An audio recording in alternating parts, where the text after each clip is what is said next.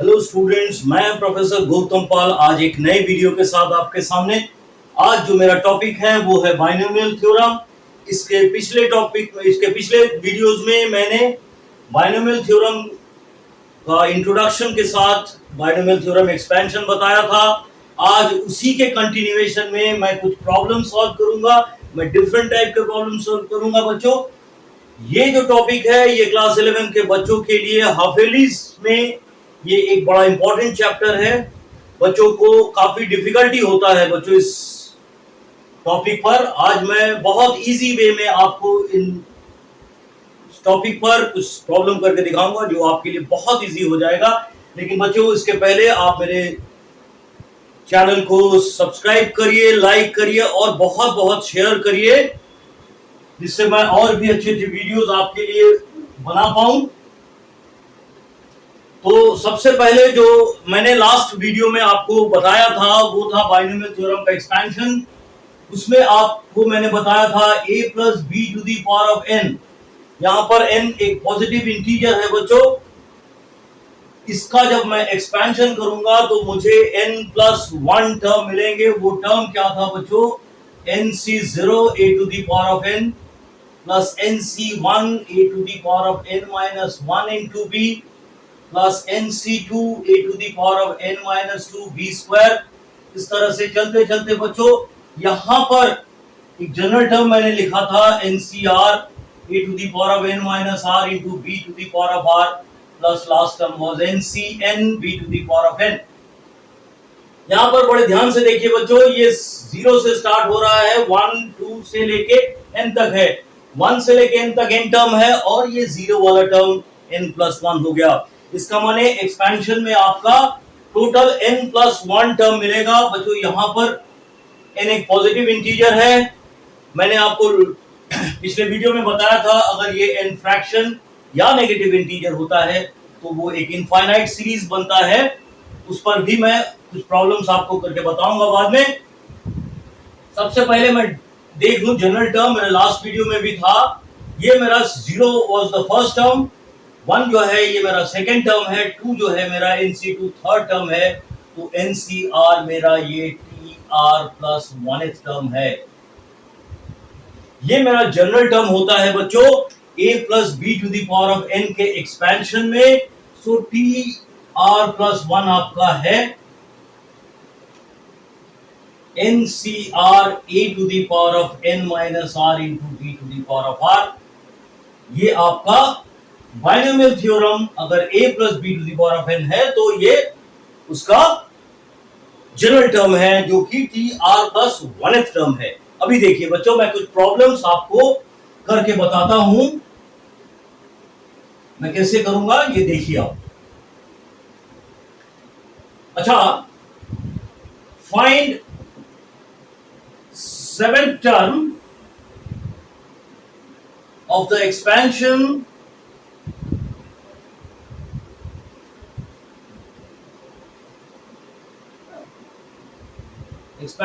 of 2x minus 3 by x square to the power 14।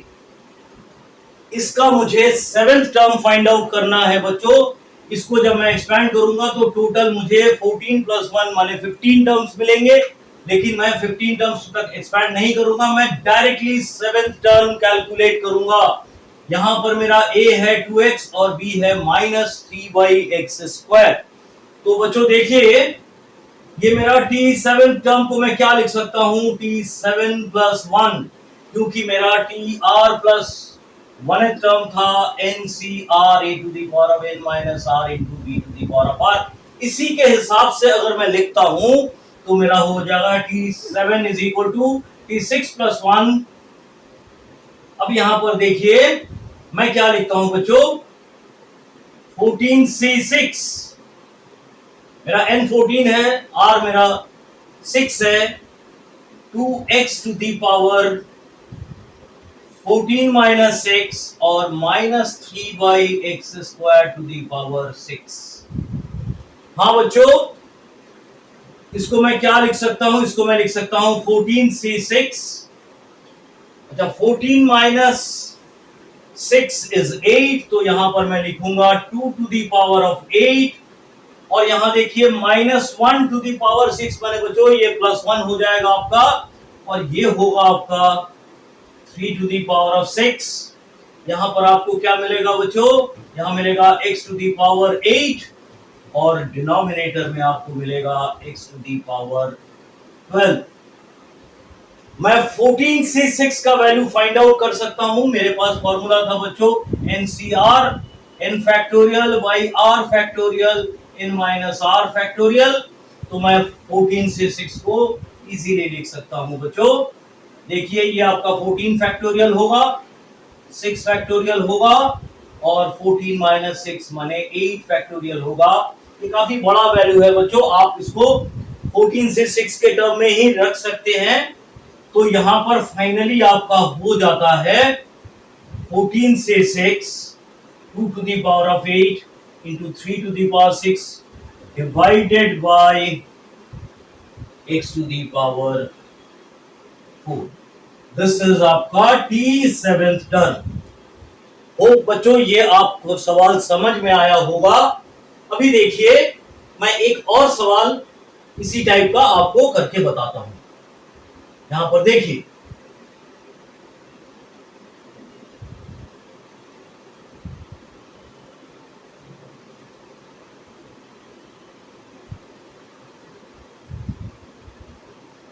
मेरा दूसरा सवाल है बच्चों, find the coefficient of x to the power 10 in the expansion of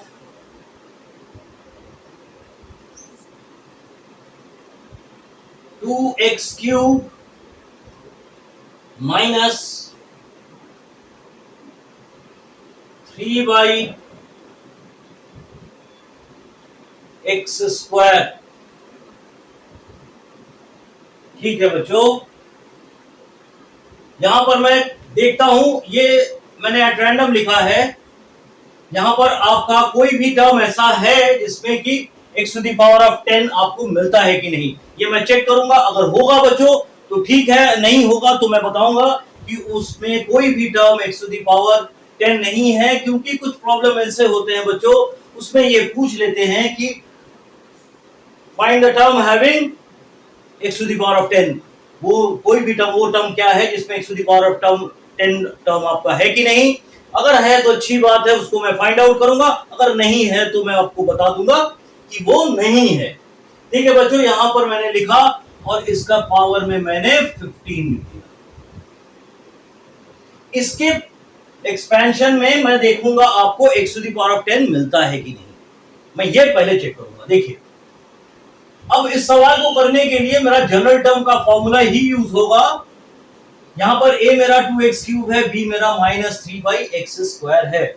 अभी देखिए लिखता हूं मैं, let tr plus 1th term have x to the power 10। मैंने ये मान लिया कि मेरा tr प्लस 1th टर्म में x to the power 10 है। अच्छी बात है, इसका माने उस टर्म में कुछ कांस्टेंट होगा और x to the power of 10 होगा। अभी देखिए अगर मैं जनरल टर्म के फॉर्मूला से लिखता हूं तो मेरा n है 15, तो ये होगा, देखिए बच्चों 15cr 2x cube to the power 15 minus r into -3 by x square whole to the power. ये आपका tr प्लस 1th टर्म मैंने लिख दिया। अब मैंने क्या बोला है कि उस टर्म में क्या x to the power of 10 है। ठीक है, मान लिया मैंने वो वाला टर्म का जो कांस्टेंट है वो है k, और उसमें x का कोएफिशिएंट है 10। अब देखिए बच्चों मैं इसको कैसे लिखता हूं। मैंने सारा कांस्टेंट टर्म एक साथ लिख लेना है, 15cr 2 to the power 15 minus r -3 to the power of r। ये सारे कांस्टेंट्स को मैंने लिख लिए। अब देखिए x का टर्म में क्या होता है। x के टर्म में आपको मिलेगा x to the power 31545 minus, यहां पर क्या है बच्चों, ये 3r है, और डिनोमिनेटर में आपका देखिए x to the power of 2r है। इसको जब आप ऊपर लेके जाएंगे बच्चों तो ये आपका -2r होगा। ठीक है, यहां तक क्लियर है बच्चों। यहां पर देखिए 1/x to the power of 2r था, इसको मैं लिख सकता हूं x to the power -2r, वही मैंने यहां पर लिखा है। ये आपका है k x to the power of 10, क्योंकि ये जो टर्म है इसमें आपका x to the power of 10 होगा। अभी मैं अगर कंपेयर करता हूं, कंपेयरिंग द कोएफिशिएंट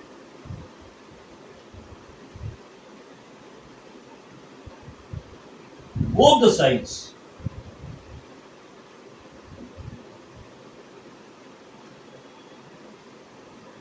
मैं दोनों तरफ कोएफिशिएंट कंपेयर करता हूं। देखिए बच्चों मुझे क्या मिलेगा, 15cr 2 to the power of 15 minus r minus 3 to the power of r, ये आपका k के बराबर है, कांस्टेंट है, और x का पावर में क्या है 45 minus 5r is equal to 10। ठीक है बच्चों, अभी देखिए मैं यहां से क्या लिख सकता हूं, मैं लिख सकता हूं 45 minus 5r is equal to 10। This implies 45 minus 10 is equal to 5r, यहां आपका 35 होता है और ये 5r होता है, तो this implies r is equal to 7। इसका माने बच्चों मुझे r is equal to 7th term मिल गया। अभी देखिए मैंने क्या बोला था, T R plus 1th term have x to the power of 10। अब मैं क्या लिखूंगा, अब मैं लिख सकता हूं t7 plus 1 that is t8 term having x to the power of 10। इसका माने बच्चों अगर मैं इसको एक्सपैंड करता तो इसके 8th टर्म में आपको x to the power 10 मिल जाता। अब देखिए, अब x to the power of 10 जो है उसका कोएफिशिएंट क्या है, तो मैं t8 फाइंड आउट कर लेता हूं डायरेक्ट। यहां पर देखिए ये आपका होगा 15c7 2 to the power 15 minus 7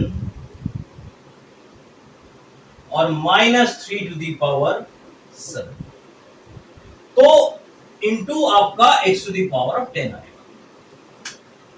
तो इसको मैं क्या लिख सकता हूं बच्चों, t8 ये आपका होगा 15c7 2 to the power of 8, और ये माइनस होने की वजह से बच्चों ये देखिए माइनस के पावर में 7 है तो ये नेगेटिव आएगा, क्योंकि ये अगर इवन होता तो ये पॉजिटिव होता, ऑड होने की वजह से ये नेगेटिव है, into 3 to the power 7 into x to the power of 10। ये है बच्चों आपका 8th टर्म जिसमें आपको x टू दी पावर 10 मिला है। अब एक चीज अब देखिए, मैं एक और टाइप का प्रॉब्लम आपको सॉल्व करके दिखाता हूं बच्चों। वो देखिए मेरा थर्ड प्रॉब्लम है,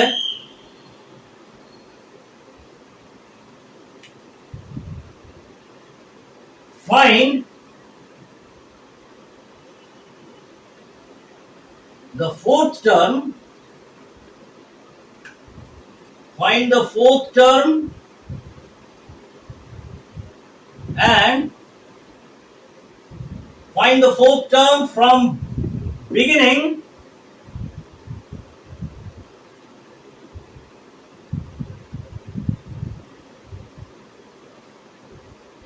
and fourth term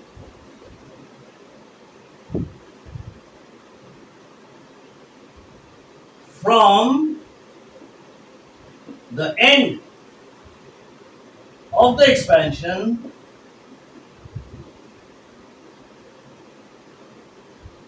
of 2x square minus 1/x³ to the power 21। बच्चों, स्टार्टिंग से फोर्थ टर्म और एंडिंग से आपका फोर्थ टर्म, मुझे मालूम है कि इसको जब मैं एक्सपैंड करूंगा बच्चों, यहां पर मुझे 22 21 प्लस 1 22 टर्म मिलेंगे। अब मुझे 22 टर्म में स्टार्टिंग से फोर्थ टर्म और एंड से फोर्थ टर्म निकालना है। अभी देखिए, स्टार्टिंग से फोर्थ टर्म माने आपको यहां पर T4 तो हो जाएगा, जो भी हिसाब होगा बच्चों वो मेरा सारा स्टार्टिंग से होगा। स्टार्टिंग से ये फोर्थ टर्म है, और एंडिंग का जो फोर्थ टर्म है वो बिगिनिंग का कितना नंबर टर्म है वो मुझे फाइंड आउट करना है। वो देखिए, पहले मैं उसको फाइंड आउट करूंगा। फोर्थ टर्म, हाँ बच्चों देखिए, पहले मैं मालूम कर लूं फोर्थ टर्म फ्रॉम एंड वो बिगिनिंग का कौन सा टर्म है। Fourth term from and is equal to n minus r plus 2th term from beginning। ठीक है बच्चों, देखिए यहां पर ये r है वो नंबर ऑफ टर्म जिसको आपको निकालना है, ये 4 है बच्चों। अगर यहां पर n आपका 21 है तो आप यहां पर लिखिएगा 21 माइनस 4, फोर्थ टर्म। ये r है फोर्थ टर्म, r का वैल्यू 4 है, कहां से, फ्रॉम बिगिनिंग। ये +2 आपको लिखते हैं, इसका माने ये आपको मिलेगा 21 प्लस 2 23, 23 माइनस 4 इज 19। हाँ बच्चों देखिए, आपको यहां से मैं दिखा भी सकता हूं। अगर मैं यहां से लिखता हूं 1 2 3 अप टू लेकर यहां से देखिए 18 19 20 21 और 22, ठीक है। तो अगर मैं लास्ट से गिनना स्टार्ट करूंगा, मुझे टोटल 22 टर्म मिलेंगे। अगर मैं लास्ट से गिनना स्टार्ट करता हूं बच्चों, तो ये फर्स्ट होगा, ये सेकंड होगा, ये थर्ड होगा, ये फोर्थ होगा। ये फोर्थ वाला जो टर्म है फ्रॉम एंड, ये बिगिनिंग का 19th टर्म है, ठीक है। यहां से भी मैंने पाया n minus r plus 2th term from beginning. तो मुझे क्या क्या निकालना है बच्चों, मुझे आपको T4 चाहिए और मुझे आपको यहां पर T19 चाहिए। इन दोनों को मैं यहां से कैलकुलेट करूंगा। देखिए, पहले मैं फोर्थ टर्म को निकालता हूं, ठीक है।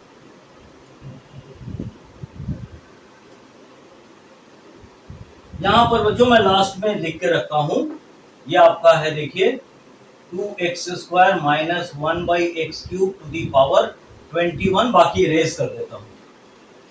अभी मैं इसका फोर्थ टर्म फ्रॉम बिगिनिंग निकालूंगा। देखिए, हाँ बच्चों, मेरे पास T4 को मैं क्या लिख सकता हूं, T3 प्लस 1th टर्म। यहां पर ये 3 वो TR प्लस 1 के हिसाब से आपका कैलकुलेट होगा। देखिए, इसको मैं क्या लिख सकता हूं, T4 आपका होगा 21C3, यहां पर R है 3, 2x² to the power 21 minus 3 और minus 1/x³ to the power 3। हाँ बच्चों देखिए, इसको मैं क्या लिख सकता हूं, इसको मैं लिख सकता हूं 21C3 2 टू दी पावर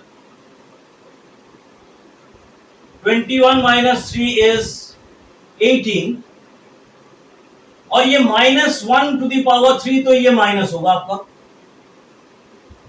ये हो गया कांस्टेंट। अभी आप देखिए x के पावर में क्या है, 2 इंटू 18 माने x टू दी पावर 36। यहां पर देखिए 18 है, 2 है तो 36 divided by x to the power, यहां पर बच्चों आपका 9 है, तो आपका फाइनली T4 क्या हो गया? T4 हो गया आपका -21C3 2 to the power of 18 into x to the power, ये आपका हो जाएगा 25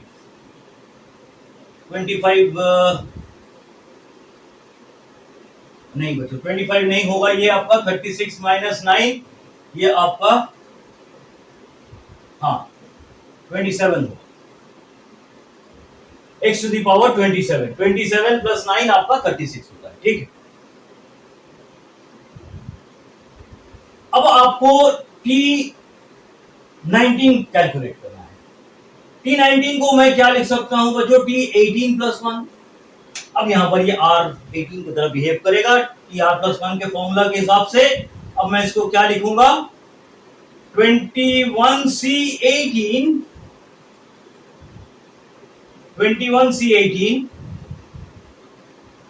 2x² to the power 21 - 18 and minus 1/x³ to the power of 18। मुझे यहां पर मिलेगा बच्चों 21C18। अच्छा, 21 - 18 is 3, ये होगा आपका 2³ और -1 to the power of 18 ये प्लस होगा बच्चों, और यहां पर x to the power ये 3 होता है, 3 to the power 6 divided by 18 into 3, 18 into 3 3 × 8 24 का 4 हासिल 2, 3 × 3 और 2 5 54, ये आपका होगा x to the power 54। तो फाइनली आपको क्या मिलेगा बच्चों? T19 is equal to 21C18 2 to the power of 3 divided by x to the power 48, ये आपका फाइनल आंसर है। तो मैं क्या कह सकता हूं? इसके एक्सपेंशन का फोर्थ टर्म फ्रॉम बिगिनिंग आपका ये है और फोर्थ टर्म फ्रॉम एंड आपका ये है। होप बच्चों ये सवाल आपको समझ में आया होगा। मैं इसी तरह के और भी डिफरेंट प्रॉब्लम्स आपको अगले वीडियोस में मैं अपलोड करूंगा। इसके पहले बच्चों मेरे चैनल को बहुत बहुत लाइक करिए, शेयर करिए और सब्सक्राइब करिए, और मेरे प्लेलिस्ट पर जाकर आप मेरे पिछले वीडियोस को देख सकते हैं, ये सारा उसी से कनेक्टेड है। थैंक यू वेरी मच बच्चों।